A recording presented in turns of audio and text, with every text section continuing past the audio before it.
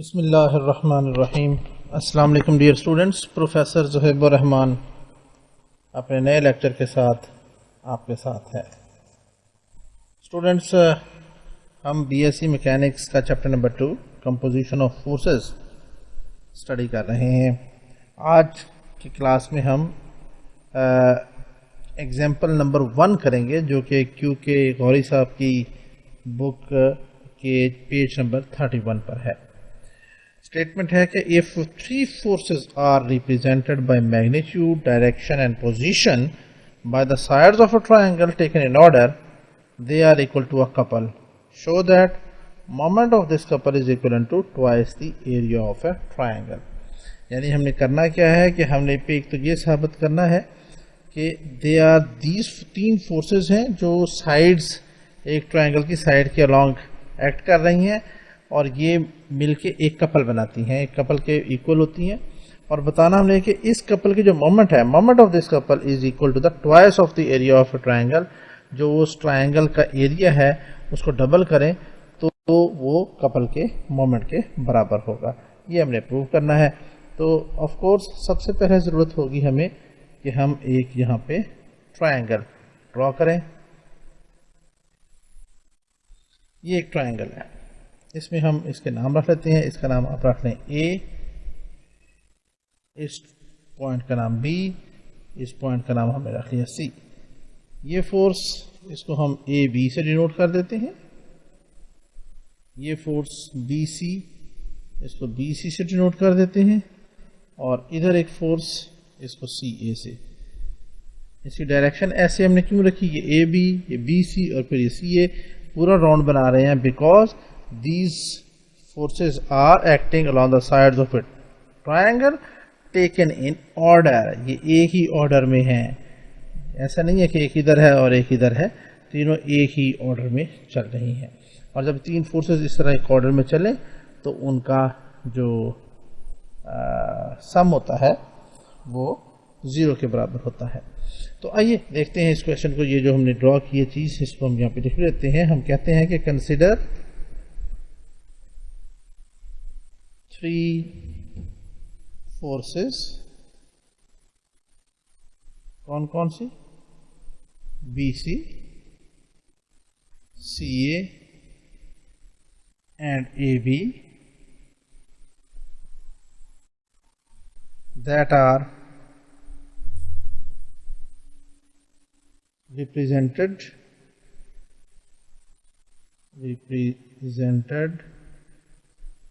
by the magnitude। एक होगी magnitude, फिर क्या है डायरेक्शन, क्वेश्चन में दिया हुआ है, एंड पोजीशन। ठीक है जी। By the sides of a triangle. कौन सी? A B C, taken in order. So therefore जब ये तीनों फोर्सेस इन ऑर्डर में है तो फिर क्या होगा, B C plus C A plus A B, इन सब का सम क्या हो जाएगा, शुड बी इक्वल टू 0। ठीक है जी। दिस इंप्लाइज, अगर ये बी सी उठा के हम इस तरफ ले जाएं तो क्या हो जाएगा, C A plus A B is equal to minus B C. ठीक है जी। स्टूडेंट, इससे पहले कि अगला मैं स्टेप करूं, यहाँ पे मैं आपसे रिक्वेस्ट करूंगा कि अगर अभी तक आपने हमारा चैनल सब्सक्राइब नहीं किया तो इसको सब्सक्राइब ज़रूर कर लें और बेल आइकॉन पर क्लिक भी कर दें, क्योंकि इसका फ़ायदा ये होगा कि आने वाली हर लेक्चर जो है वो इसका नोटिफिकेशन आपको सबसे पहले मिलता रहेगा। आइए, और इसको अपने दोस्तों के साथ शेयर भी करें और कमेंट ज़रूर किया करें।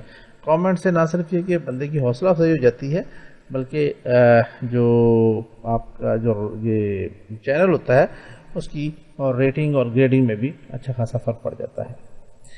तो यहाँ से हम कहेंगे कि CA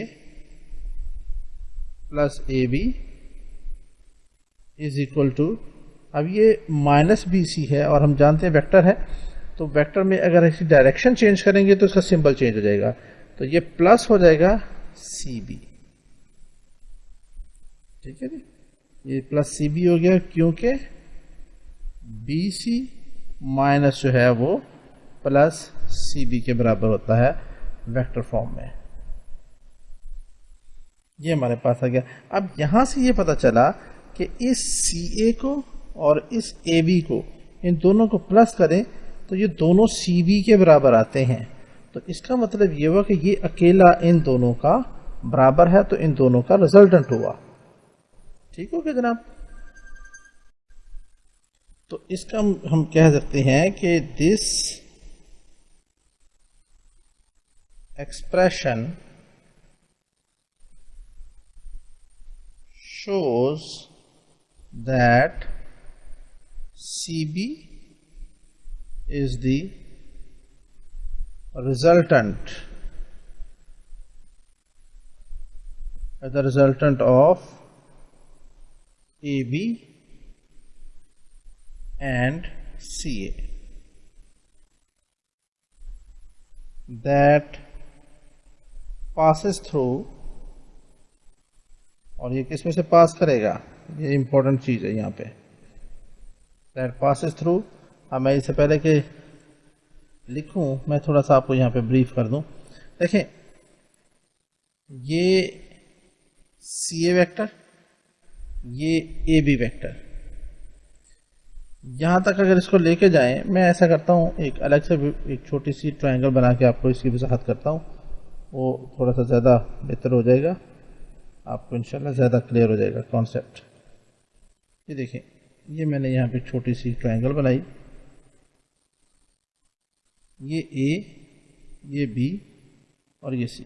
ठीक है जी, ये एक वेक्टर है, यहाँ तक आया, ये इसका हेड है, और ये दूसरा वेक्टर है, ये इसका हेड है, ये इसकी टेल हुई। तो हेड और टेल रूल के मुताबिक ये जो वेक्टर होगा CB, यानी पहला वेक्टर, ये दूसरा वेक्टर, और इसको अगर हम इसके साथ मिला दें ऐसे, तो ये CB इस CA और AB, ये CA है और ये AB है, इन दोनों का रिजल्टेंट बन जाएगा ये CB, ये रिजल्टेंट हो जाएगा। ठीक है जी, लेकिन ऐसा नहीं है, क्यों? क्योंकि ये वेक्टर जो है ऑलरेडी BC के बराबर है, क्वेश्चन में दिया हुआ है, तो ये CB, इसका मतलब है यहां पे नहीं हो सकता, माइनस CB तो हो सकता है लेकिन CB नहीं यहां पे हो सकता। तो इसके लिए फिर क्या करेंगे, इसके लिए ये है कि हम क्या करते हैं, मैं इसको, इस लाइन को यहां से खींचता हूं, यहां तक ले जाता हूं, फर्ज किया ये, ठीक है जी, ये ऊपर तक चला गया, ये इसके ऊपर नहीं आई लाइन, लेकिन फर्ज करें कि ये दोनों एक दूसरे के ऊपर कॉन्साइड कर रही हैं, ये इसको ऊपर तक चला गया। इसके अगेंस्ट पैरेलल में हम यहां से एक लाइन और ड्रा करते हैं, और उतनी फासले पे जितना ये वेक्टर है, तो तकरीबन यहां से हमने इसको ड्रॉ किया और AB के परपेंडिकुलर किया, पैरेलल किया, ये आ गया। तो अब इसके पैरेलल में हमें यहां पे एक लाइन ड्रॉ करने की जरूरत है, तो वो भी हम ड्रॉ कर देते हैं। हम ये करते हैं, ये ड्रॉ कर दी, तो ये जो देखिए, ये आ गया AB, ये आ गया ये AB के पैरेलल में, और ये CA के पैरेलल में। तो इसको जब हम बढ़ाएंगे इस तरफ, तो ये इन दोनों का और इसका, ये हमारे पास रिजल्टेंट आ जाएगा।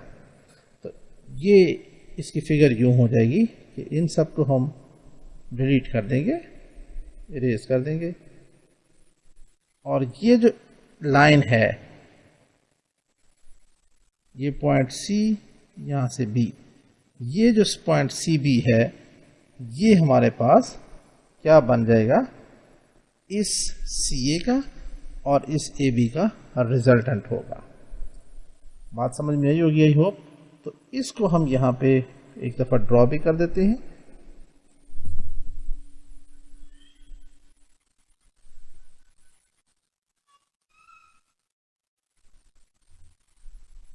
ठीक हो गया, इसके बराबर पैरेलल होनी चाहिए, तो मैं इसको थोड़ा सा मज़ीद सेट कर देता हूँ, और इसके बराबर भी होनी चाहिए, मैग्नीट्यूड में बराबर होनी चाहिए, ये लाजमी चीज़ है। तो ये आ गई हमारे पास, इसको हम ये कह देते हैं, इस पॉइंट का नाम रख देते हैं सी, इसका नाम बी। तो अब ये सी बी यूँ जा रहा है, तो अब हमारे पास दो फोर्सेस आ गए, ये सी बी, इस सी ए और ए बी, इन दोनों का क्या हो गया, रिजल्टेंट। तो ये दोनों तो ख़त्म हो गई फोर्सेस, हमारे पास फोर्सेस रह गई, एक ये सी बी और दूसरी फोर्स रह गई ये बी सी। तो हम यहाँ पे लिखेंगे, और ये वाली फोर्स जो है सी बी, ये पास कर रही है थ्रू पॉइंट ए, ठीक है जी। तो ये यहाँ पे हमने लिखना था थ्रू पॉइंट ए, ये इन दोनों का रिजल्टेंट भी है और ए में से पास भी कर रहा है। इसको अब हम मिटा देते हैं, और यहाँ पे अब लिखते हैं now we are left with two forces। कौन कौन सी दो फोर्सेस, नंबर वन, पहले लिखिए B C force that passes through, मैं आपको दिखा भी देता हूं, that passes through B and C. ये देखें, ये बी सी जो बी और सी में से पास कर रही है, और दूसरी फोर्स है सी बी जो ए में से पास कर रही है, और दूसरी फोर्स अब लिखें यहां पे C B that passes through A.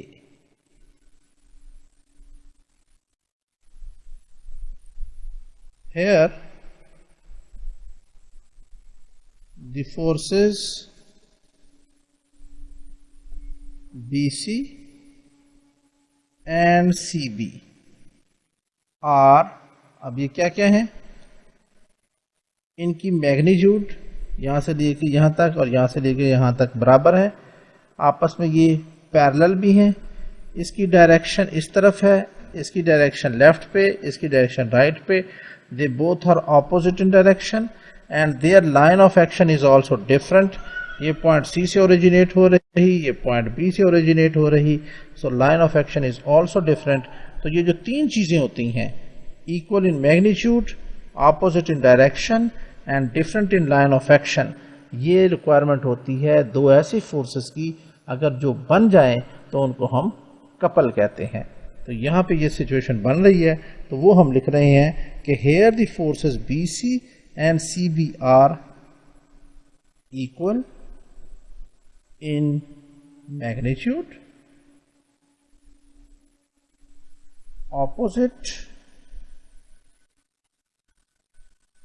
in direction and their line of action is not same, एक ही नहीं है। Therefore तो क्या होगा, तीनों फोर्सेस, द गिवन फोर्सेस कौन कौन सी, B C, C A and A B form a couple. कौन सा, एक को हम बी सी कहेंगे, दूसरे को हम सी बी कह सकते हैं, लेकिन इस सी बी को मैं माइनस बी सी लिख सकता हूं। तो ये इस तरह से एक कपल की डिनोशन हो जाएगी। तो ये फोर्सेस जो हैं वो एक कपल बनाते हैं जिसको हम डिनोट करेंगे BC और -BC से। तो ये जो फोर्सेस हैं BC एंड CB जो कि -BC के बराबर लिखा जा सकता है, एक कपल बना रही हैं। अब हमने बताना है कि यहाँ था तो हमने क्लियर कर दिया कि they are equal to a couple. अब हमें बताना है कि इस कपल की जो मोमेंट है that is twice the area of this triangle. तो उसके लिए हम क्या करेंगे, हमें पहले तो पता होना चाहिए कि मोमेंट किसके बराबर होती है।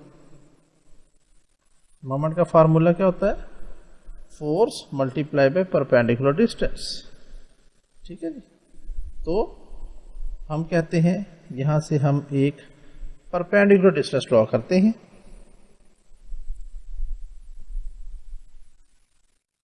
इस पॉइंट से हमने एक परपेंडिकुलर ड्रॉ कर दिया इस BC के ऊपर और उसको हम डिनोट कर देते हैं D से।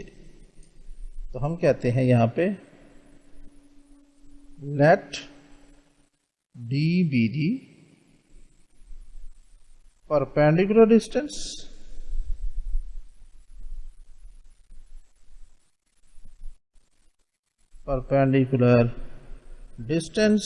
between इनके इन दो फोर्सेस के BC एंड -BC इनके दरमियान में। ठीक है जी, ये सिर्फ समझाने के लिए था, इसको मैं अब रिपीट कर रहा हूं। तो ये हो जाएगा हमारे पास, तो देयरफॉर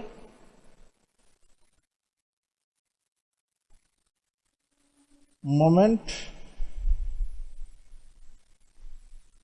ऑफ द कपल